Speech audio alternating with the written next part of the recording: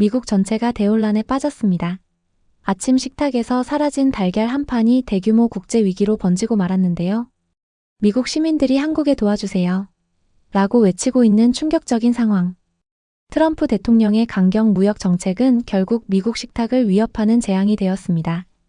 조류 독감과 캘리포니아 대형 산불로 식량 창고가 파괴되며 미국인들의 분노는 극에 달했습니다. 우리 아이들은 무엇을 먹어야 합니까? 뉴욕 주부들의 절규가 거리에 울려 퍼지고 달걀 한 상자를 두고 성인 남성들이 주먹다짐을 벌이는 믿기 힘든 광경까지. 왜 세계 최강대국 미국이 작은 나라 한국의 구원을 요청할 수밖에 없었을까요? 미스터리가 밝혀낸 놀라운 진실, 지금 바로 시작합니다. 안녕하세요. 제 이름은 루카스 밀러입니다.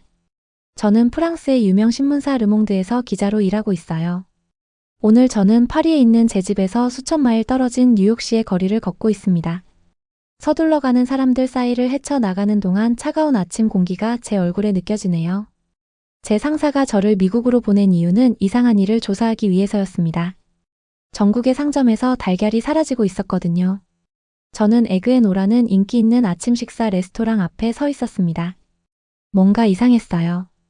긴 줄의 사람들이 밖에 서 있는데 문은 닫혀 있었거든요. 창문에는 손으로 쓴 표지판이 걸려 있었습니다. 달걀 부족으로 인해 휴업. 줄에 선 사람들의 얼굴에는 혼란과 분노가 보였어요. 일부는 휴대폰을 참을성 없이 확인하고 다른 일부는 깊은 한숨을 쉬며 떠났습니다. 도시 어디에도 달걀이 없어요. 파란 코트를 입은 한 여성이 저에게 말했습니다. 그녀의 눈은 지치고 걱정스러워 보였어요. 집에 아이가 셋이나 있는데 아침에 뭘 먹일지 모르겠어요. 아이들이 계속 물어보는데 이제는 뭐라고 대답해야 할지 모르겠어요. 레스토랑 계단에는 한 남자가 머리를 손으로 감싸고 앉아 있었습니다. 그의 흰 앞치마는 그가 직원임을 알려주었어요. 저는 조심스럽게 그에게 다가갔습니다. 실례합니다. 혹시 주인이신가요? 그가 고개를 들었습니다. 그의 눈은 충혈되어 있었고 얼굴에는 깊은 걱정 주름이 보였어요. 네, 저는 마르코 안드레입니다. 이곳을 30년 넘게 운영해왔습니다. 저는 프랑스 르몽드 신문사의 루카스 밀러입니다. 달걀 부족 상황에 대해 말씀해 주실 수 있을까요? 마르코는 천천히 고개를 저었습니다. 이 레스토랑을 운영하는 동안 이런 일은 처음 겪어요. 오늘은 달걀이 한 개도 배달되지 않았어요. 단 한 개도요. 제 냉장고는 텅 비어 있습니다. 그의 목소리가 떨렸어요. 달걀이 없으면 메뉴의 절반을 만들 수 없어요. 30년 사업을 해왔는데 이제 달걀 때문에 모든 것을 잃을 수도 있겠네요. 달걀이라니. 저는 모든 내용을 제 노트북에 적고 계속해서 도시를 걸었습니다. 제가 가는 곳마다 같은 광경이 반복되었어요. 슈퍼마켓에서는 달걀 상자가 있어야 할 선반이 비어 있었고 카페에서는 메뉴 항목이 취소선으로 그어져 있었으며 제과점에서는 오늘은 케이크가 없습니다 라는 표지판이 있었습니다. 작은 공원에서 저는 이 상황이 얼마나 심각해졌는지를 보여주는 광경을 목격했어요. 20명에서 30명 정도의 사람들이 손수 만든 표지판을 들고 함께 구호를 외치고 있었습니다. 표지판에는 지금 달걀이 필요합니다. 미국은 굶어 죽을 것인가? 라고 적혀 있었어요.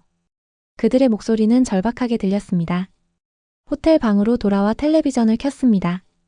미국 농무부 장관인 에드워드 리처드가 화면에 나타나 기자들에게 말하고 있었어요. 이 상황은 단순히 달걀을 넘어서는 문제입니다. 그가 심각한 표정으로 말했습니다. 조류 독감이 전국 닭 농장의 30%에 영향을 미쳤어요.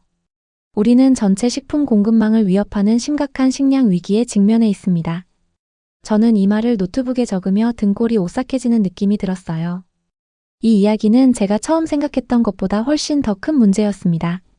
단순히 아침 식사가 없는 것이 아니라 미국은 수백만 명의 사람들에게 영향을 미칠 수 있는 실제 식량 비상사태에 직면해 있었습니다.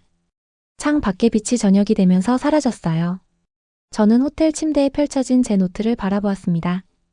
오늘 너무 많은 걱정스러운 얼굴들, 너무 많은 빈 선반들, 너무 많은 대답 없는 질문들이 있었어요.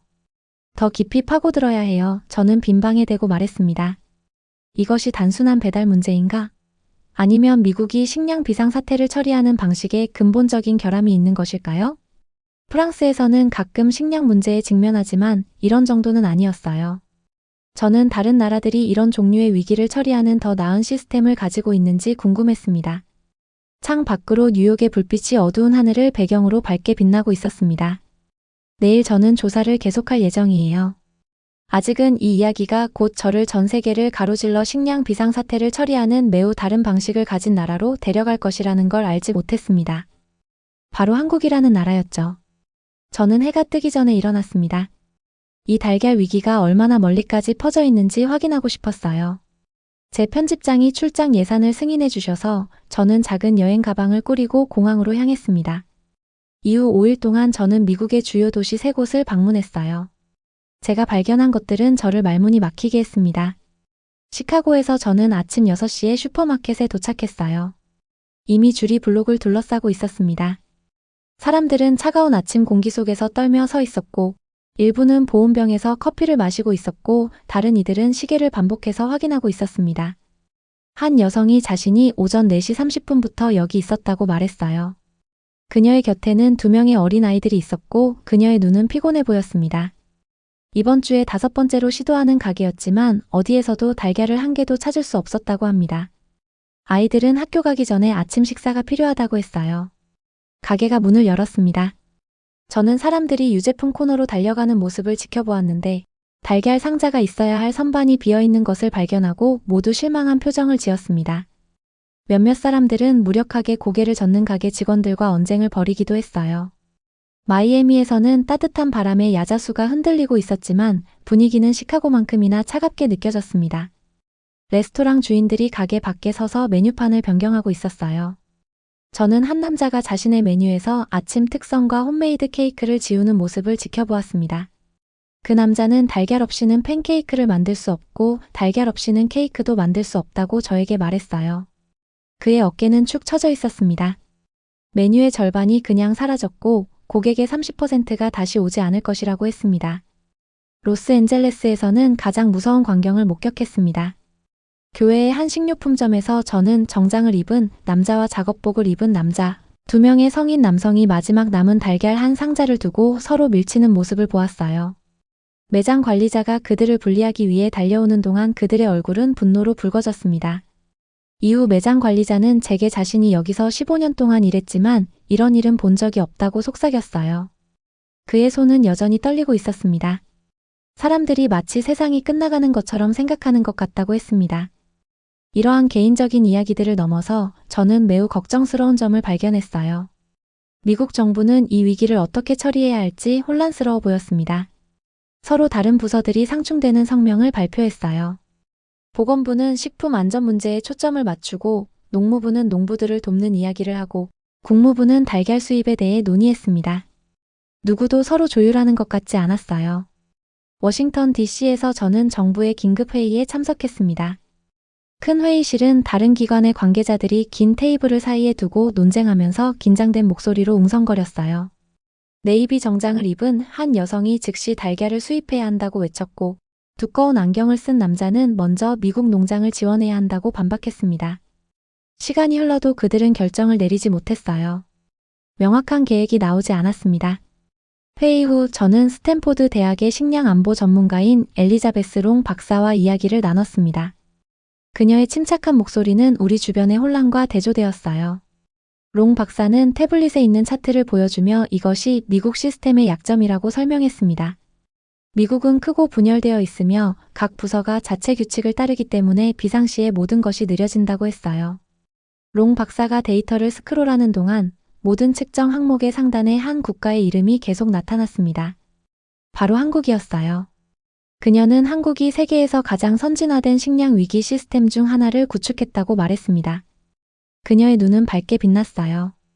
한국은 문제가 발생한 후에 반응하는 것이 아니라 문제가 발생하기 전에 예방하는 데 초점을 맞추고 있다고 합니다. 저는 한국이 첨단 기술을 사용하고 비상시에 모든 것을 하나의 중앙지휘센터를 통해 운영한다는 것을 알게 되었어요. 그들의 시스템은 농장, 운송, 상점을 원활하게 조정한다고 합니다. 그날 밤 화재 경보가 제 휴대폰에 번쩍였습니다. 캘리포니아 전역에서 대규모 산불이 발생하여 중요한 식품 창고들이 파괴되고 있었어요. 위기는 시시각각 깊어지고 있었습니다. 호텔 방에서 저는 결정을 내렸습니다. 한국의 시스템을 직접 볼 필요가 있었어요. 전화로 제 편집장에게 한국으로 가겠다고 말했습니다.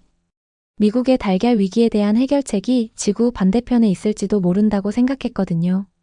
비행기가 인천국제공항에 착륙하기 시작하면서 살짝 흔들렸습니다. 저는 긴장감으로 배가 조여오는 느낌이었어요. 14시간 비행 끝에 드디어 한국에 도착했습니다. 작은 창문을 통해 푸른 바다와 만나는 해안선과 높은 건물들로 가득 찬 땅이 보였어요. 제가 여기 오는 것이 좋은 생각이었는지 의문이 들었습니다. 미국은 너무나 강력하고 부유한 나라인데 한국처럼 작은 나라가 어떻게 식량 위기를 더 잘 관리할 수 있을까요? 마음 깊은 곳에서는 유용한 것을 찾지 못할 것 같다는 의심이 들었어요. 비행기 바퀴가 부드럽게 활주로에 닿으면서 저는 이것이 아마도 시간 낭비일 거라고 생각했습니다. 하지만 공항에 발을 들여놓는 순간부터 제 의심은 사라지기 시작했어요. 모든 것이 너무 깨끗하고 조직적으로 보였습니다. 여러 언어로 된 명확한 표지판이 여행자들에게 올바른 방향을 안내했어요. 사람들은 질서 있게 줄을 서서 움직였습니다. 밀치는 일도 없고 혼란도 없었어요. 모든 것이 잘 정비된 기계처럼 돌아갔습니다. 저는 스스로에게 이건 그저 공항일 뿐이라고 상기시켰어요. 그렇다고 그들의 식품 시스템이 더 잘 작동한다는 의미는 아니라고 생각했습니다. 저는 공항철도를 타고 한국의 수도 서울로 들어갔어요. 다시 한번 놀랐습니다. 기차가 정확히 초 단위로 정시에 도착했어요. 내부는 깨끗했고 낙서나 쓰레기가 없었습니다. 모든 승객들이 정확히 어디로 가는지 알고 있는 것처럼 보였어요. 제 첫 번째 진짜 시험은 서울 시내 중심에 있는 대형 슈퍼마켓에서 이루어졌습니다. 노트를 준비한 채 미끄러지는 유리문을 통해 들어가면서 미국에서처럼 빈 선반을 볼 것이라고 예상했어요. 하지만 저는 그 자리에 얼어붙어 믿기지 않는 광경에 눈을 깜빡였습니다. 냉장 섹션에는 수백 개의 달걀 상자가 있었어요. 다양한 크기, 다양한 종류의 달걀들, 유기농 달걀, 일반 달걀, 작은 달걀, 큰 달걀이 모두 깔끔하게 정리되어 있었습니다. 쇼핑객들은 차분하게 필요한 것을 선택했어요. 싸움도 없고 공황 상태도 없고 빈 선반도 없었습니다. 중년 여성 한 명이 제 놀란 표정을 알아차렸어요. 저는 그녀에게 영어로 조류 독감이 달걀 공급에 영향을 미치는 것에 대해 걱정하지 않느냐고 물었습니다. 그녀가 이해하기를 바라면서요. 그녀는 혼란스러워 보였어요. 다른 나라들의 조류 독감 문제에 대해 들었지만 한국 정부는 농장을 보호하기 위한 좋은 시스템을 갖추고 있어서 달걀 부족 현상이 없었다고 설명했습니다. 그날 밤 호텔 방에서 저는 서울의 반짝이는 스카이라인을 바라보았어요. 어떻게 이것이 가능할까요? 미국인들이 마지막 달걀 상자를 두고 싸우는 동안 한국인들은 마치 아무런 문제가 없는 것처럼 쇼핑을 하고 있었습니다. 내일 저는 한국 농림부의 이민준 씨와 약속이 있었어요. 아마도 그가 무슨 일이 일어나고 있는지, 그리고 미국이 제가 너무 쉽게 무시했던 이 나라에서 무엇을 배울 수 있는지 설명해 줄 수 있을 것 같습니다. 잠이 들면서 한 가지 생각이 계속 제 마음속에서 맴돌았어요. 미국의 식량 위기에 대한 해결책이 줄곧 여기 대부분의 미국인들이 생각하지도 않는 곳에 있었다면 어떨까요? 다음 날 아침 저는 농림부 건물에 있는 이민준 씨의 사무실에서 그를 만났습니다. 그는 단정한 어두운 정장을 입고 있었고 공손한 인사로 저를 맞이했어요. 저는 시차로 인한 피로감에도 불구하고 최대한 전문적으로 들리려고 노력하며 만나주셔서 감사하다고 말했습니다. 그리고 미국에서 많은 문제를 일으키고 있는 달걀 부족 현상을 한국이 어떻게 피할 수 있었는지 이해하고 싶다고 덧붙였어요. 이민준 씨는 따뜻하게 미소 지으며 위기를 처리하는 것이 아니라 위기 자체가 발생하지 않도록 예방하는 것이 중요하다고 설명했습니다. 그는 한국의 디지털 지도가 있는 태블릿을 저에게 보여주었어요. 화면에는 각각 양계장을 나타내는 수백 개의 작은 점들이 있었습니다. 이민준 씨는 그들의 시스템이 모든 농장을 실시간으로 모니터링한다고 설명했습니다. 그들은 인공지능을 사용하여 온도 변화, 닭의 건강, 사료 소비 등의 데이터를 분석하고 있으며 이상한 점이 나타나면 질병이 퍼지기 전에 즉시 조치를 취한다고 했어요.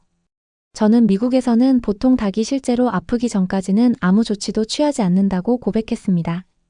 이민준 씨는 고개를 끄덕이며 그것이 핵심적인 차이라고 했어요. 한국의 시스템은 문제를 예방하며 재난이 먼저 닥치기를 기다리지 않는다고 설명했습니다. 다음 날 이민준 씨는 제가 서울에서 남쪽으로 2시간 거리에 있는 홍성의 스마트팜을 방문할 수 있도록 조치해 주었어요. 그곳에서 저는 시설 관리자인 박성준 씨를 만났습니다. 그 단지는 마치 공상과학 영화에서 나온 것 같았어요. 초록 언덕으로 둘러싸인 빛나는 건물들이 있었습니다. 박성준 씨는 자랑스럽게 가장 선진화된 달걀 생산센터에 오신 것을 환영한다고 말했습니다. 내부에 들어가니 모든 것이 얼마나 깨끗한지에 놀랐어요. 나쁜 냄새도 없고 지저분함도 없었습니다. 그리고 놀랍게도 직원들도 거의 없었어요. 저는 빈 복도를 보고 모두가 어디에 있는지 물었습니다. 박성준 씨는 웃으며 그것이 그들의 장점이라고 했어요. 컴퓨터와 로봇이 대부분의 일을 한다고 설명했습니다. 그는 이민준 씨의 것과 비슷한 태블릿을 들어 올리며 이걸로 전체 시설을 제어한다고 했어요. 그가 화면을 탭하자 차트, 그래프, 실시간 비디오 피드가 나타났습니다. 각 건물, 각 구역이 상세한 이미지로 표시되었어요. 박성준 씨는 그들이 모든 닭의 건강과 행동 패턴을 추적한다고 설명했습니다. 닭이 아플 가능성이 있으면 인공지능 시스템이 닭보다도 먼저 알 수 있다고 했어요. 우리는 로봇들이 달걀을 부드럽게 수집하고 세척하고 포장하는 큰 방에 들어갔습니다. 기계들은 놀라울 정도로 우아하게 움직이며 각 달걀을 조심스럽게 다루고 있었어요. 박성준 씨는 분명한 자부심을 가지고 그들이 이곳에서 매일 20만 개의 달걀을 생산하며 안전 기록이 거의 완벽하다고 말했습니다. 저는 뉴욕의 빈 선반들을 생각하며 다른 나라들에서 조류 독감이 있어도 안전하게 달걀을 계속 생산할 수 있는지 물었어요. 박성준 씨는 그렇다고 대답했습니다. 그리고 문제가 발생하면 중앙비상본부가 모든 것을 조정하며 정기적으로 연습하기 때문에 모두가 같은 계획을 따른다고 설명했어요. 밖에서 박성준 씨는 저에게 큰 태양광 패널을 보여주었습니다. 그들이 자체적으로 전력을 생산하며 비상시에는 독립적으로 운영할 수 있다고 설명했어요. 태양이 농장 위로 지면서 저는 한국에 대한 제 초기 의심이 완전히 잘못되었다는 것을 깨달았습니다. 이것은 단지 달걀에 관한 것이 아니라 문제가 발생하기 전에 대비하는 시스템을 구축하는 것에 관한 것이었어요. 서울로 돌아가는 기차 안에서 저는 제가 본 것에 대해 계속 생각했습니다. 제 노트북은 미국이 이 작지만 혁신적인 나라에서 배울 수 있는 아이디어들로 가득 찼어요. 한국에서 일주일을 보낸 후 저는 미국으로 돌아왔습니다. 뉴욕에서 비행기에서 내리는 순간 저는 그 차이를 느낄 수 있었어요. 긴장된 얼굴들, 서두르는 움직임들, 걱정스러운 속삭임들, 제가 없는 동안 달걀 위기는 더 악화되었습니다. 제 휴대폰은 뉴스 알림으로 계속 울렸어요. 캘리포니아 산불이 세계의 주요 식품 유통센터를 파괴했다고 합니다. 이제 식량 위기에 의약품 부족까지 더해졌습니다. 상황은 시간이 갈수록 악화되고 있었어요. 저는 서둘러 엘리자베스 롱 박사를 그녀의 대학 사무실에서 만났습니다. 제가 한국에서 찍은 사진과 비디오를 그녀에게 보여주는 동안 창문에는 비가 세차게 내리치고 있었어요. 저는 스마트팜의 이미지를 가리키며 그들의 시스템이 믿을 수 없이 놀랍다고 설명했습니다. 그들은 단지 문제에 대응하는 것이 아니라 문제가 발생하기 전에 예방한다고 강조했어요. 롱 박사는 고개를 끄덕이며 그것이 바로 그녀가 수년간 미국 정부 관계자들에게 말해온 것이라고 했습니다. 한국의 접근 방식은 우리에게 많은 것을 가르쳐 줄 수 있다고 덧붙였어요. 함께 우리는 두 나라의 시스템을 비교했습니다. 미국은 주로 문제가 발생한 후에야 대응하며 여러 정부 부서들이 각자 별도의 결정을 내립니다. 또한 농장 기술이 전국적으로 크게 다양하고 농부들은 대부분 독립적으로 운영합니다. 반면 한국의 접근 방식은 매우 다릅니다. 한국은 문제가 발생하기 전에 미리 예방하고 하나의 중앙비상본부가 모든 것을 조정합니다. 전국에 걸쳐 첨단 기술을 균일하게 사용하며 모든 관계자들이 동일한 비상계획을 따릅니다. 저는 이 정보를 신문 기사와 정부 회의를 통해 공유했습니다. 처음에는 많은 미국인들이 듣기를 거부했어요.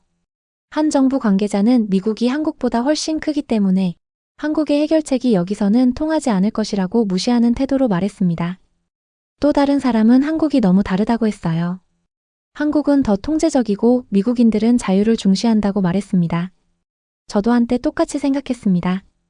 하지만 제 경험은 제 생각을 완전히 바꾸어 놓았어요.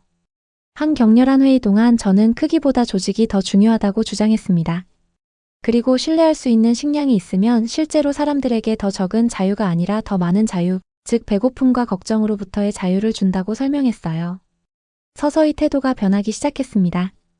농무부 장관인 에드워드 리처드는 저를 초대해 특별정부위원회에 재조사 결과를 발표하도록 했어요. 제가 한국의 스마트팜과 인공지능 모니터링 시스템을 설명하는 동안 큰 회의실은 조용해졌습니다. 저는 결론적으로 가장 중요한 교훈은 기술 자체가 아니라 한국의 전체 철학이라고 말했어요. 그들은 문제를 사후에 해결하는 것보다 예방하는 것이 더 낫다고 믿으며 위기 상황에서는 모두가 함께 협력해야 한다는 것을 이해하고 있다고 설명했습니다. 몇 주가 지나면서 더 많은 관계자들이 한국의 시스템에 대해 질문하기 시작했어요. 일부 미국 기술 회사들은 한국의 농업 혁신을 연구하기 시작했습니다. 미국 농부들과 정부 관계자들로 구성된 그룹은 심지어 한국을 방문해 스마트팜을 직접 보기 위한 여행을 계획하기도 했어요. 제 단순한 취재 과제는 서로에게서 많은 것을 배울 수 있는 두 나라 사이의 다리 역할을 하는 더 큰 무언가로 변모했습니다. 미국의 달걀 부족 사태를 취재하기 위해 뉴욕에 처음 도착한 지 3개월이 지났습니다. 추운 겨울 아침 공기가 저의 얼굴을 스치는 가운데 마르코 안드레의 식당 에그앤오를 향해 걸었어요. 제가 마지막으로 이곳에 있었을 때는 창문에 닫힌 표지판이 걸려 있었고 마르코는 고개를 손에 묻고 계단에 앉아 있었습니다. 오늘은 뭔가 달라 보였어요. 문은 활짝 열려 있었고 갓 내린 커피와 요리하는 음식의 향이 거리로 퍼져나갔습니다. 안에는 손님들이 테이블을 가득 채우고 아침 식사를 하며 즐겁게 대화하고 있었어요. 마르코는 큰 미소를 지으며 테이블 사이를 오가고 있었습니다. 마르코가 저를 발견하고 들어오라고 부르면서 감사해야 한다고 말했어요. 저는 그가 가져온 완벽한 오믈렛을 앞에 두고 카운터에 앉았습니다. 노란 달걀은 부드럽고 김이 모락모락 났어요. 저는 그에게 무엇에 감사하는 것인지 물었습니다. 마르코는 흥분된 눈빛으로 제 기사가 상황을 바꾸었다고 설명했어요. 정부가 제가 한국에서 발견한 것을 바탕으로 새로운 비상식품 시스템을 만들었다고 합니다. 그들은 지금 농장에 인공지능 모니터링을 설치하고 있으며 식품 비상사태를 위한 중앙조정센터도 설립했다고 했습니다. 저는 오믈렛을 한 입 베어 물었어요. 그 맛은 아침 식사용 달걀과 같은 단순한 것들이 얼마나 중요한지 상기시켜 주었습니다. 저는 그에게 지금 달걀 공급 상황이 어떤지 물었어요. 마르코는 태블릿 컴퓨터를 보여주며 훨씬 좋아졌다고 대답했습니다. 몇 주 동안 부족 현상이 없었다고 해요. 그는 이제 전국의 농장에서 달걀 가용성을 확인할 수 있으며 시스템이 배달 시기를 알려주고 잠재적인 부족 사태가 발생하기 전에 경고해준다고 설명했습니다. 그날 오후 저는 농무부에서 열린 기자회견에 참석했어요. 넓은 방은 기자들과 관계자들로 붐볐습니다. 에드워드 리처드 장관이 마이크 앞에 서서 새로운 식량 안보 계획을 발표했어요. 리처드 장관은 최근의 달걀 위기가 우리에게 귀중한 교훈을 가르쳐 주었다고 군중에게 말했습니다. 우리는 반응적이 아니라 선제적이어야 한다는 것을 배웠기 때문에 세계 각국의 성공적인 모델, 특히 한국의 혁신적인 접근 방식을 기반으로 한 새로운 전국적인 농장 모니터링 시스템을 구현하고 있다고 설명했어요. 회의가 끝난 후 엘리자베스 롱 박사가 손을 내밀며 저에게 다가왔습니다. 우리가 악수를 하는 동안 그녀는 제 보도가 이런 일을 가능하게 했다고 말했어요. 때로는 외부인이 우리 자신의 맹점을 볼 수 있도록 도와주는 것이 필요하다고 덧붙였습니다. 저는 한국에서의 첫날들을 기억하며 미소를 지었어요. 처음에는 한국에 대해 회의적이었다고 고백했습니다. 제가 미국이 작은 나라에서 무엇을 배울 수 있을까 생각했지만 틀렸다고 말했어요. 모든 나라는 가르칠 것이 있고 배울 것이 있습니다. 미국에서의 마지막 날, 저는 뉴욕 외곽에 새로 설립된 스마트팜 센터를 방문했습니다. 미국과 한국의 전문가들이 나란히 일하면서 지식을 공유하고 함께 새로운 시스템을 구축하고 있었어요. 우리가 새로운 모니터링 기술 시연을 지켜보는 동안 센터 책임자는 이것이 단지 시작에 불과하다고 저에게 말했습니다. 그들은 단순히 한국의 시스템을 복사하는 것이 아니라 미국의 특정 요구에 맞는 새로운 것을 함께 만들고 있다고 설명했어요. 그날 저녁 비행기가 이륙하면서 저는 아래 미국 시골 풍경을 내려다보았습니다. 곧 새로운 기술과 새로운 협력 방식으로 연결될 아래의 모든 농장들에 대해 생각했어요. 제 마지막 기사에서 저는 다음과 같이 적었습니다. 때로는 아침 식사에 달걀이 없는 것과 같은 아주 작은 균열이 시스템의 가장 큰 약점을 드러낼 수 있습니다. 하지만 우리가 배우고 변화할 의지가 있다면 가장 큰 도전도 기회가 될 수 있어요. 그것이 바로 제가 위대한 달걀 미스터리에서 배운 진정한 교훈입니다. 오늘의 영상은 여기까지입니다. 오늘의 사연 재밌게 보셨다면 좋아요와 구독 꼭 부탁드릴게요. 다음에도 여러분의 마음을 울릴 수 있는 진솔한 이야기로 찾아뵙겠습니다.